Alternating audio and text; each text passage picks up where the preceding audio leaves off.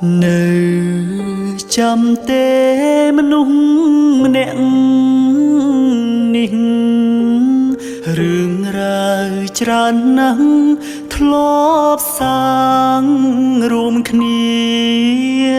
ខ្ញុំចាំថាពាក្យចុងក្រោយគឺពាក្យលាហើយយើងក៏បែកគ្នាត្រឹមនោះ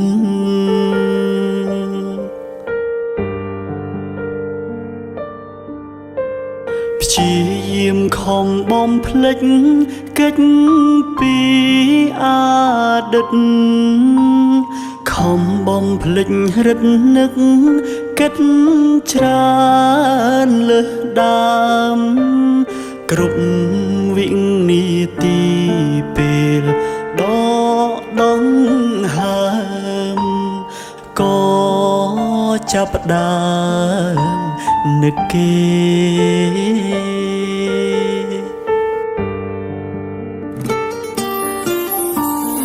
បើមានឱកាសចង់អ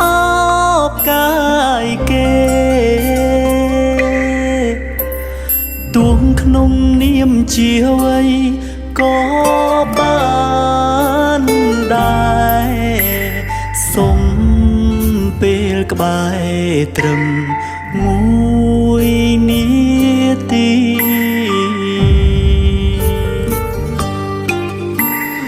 នឹកអូនខ្លាំងណាស់ដឹងទេពុំយប់ជ្រៅសន្សាមធ្លាក់ទឹកភ្នែកសោកានឹកពុំងាធ្លាប់ថ្នាក់ថ្នមបី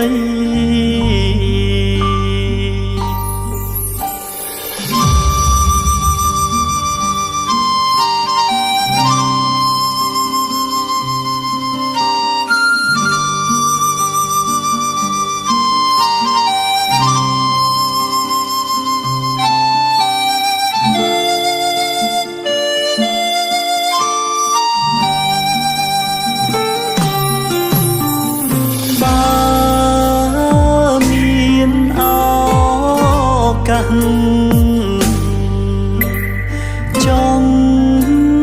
អបកាយគេទួងក្នុងនាមជាអ្វីក៏បានដែរសុំពេលក្បែរត្រឹមមួយនាទី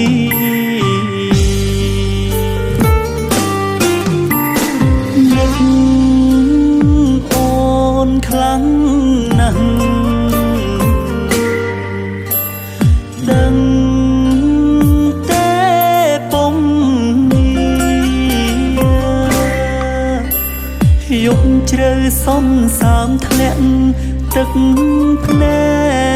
កសោកានឹក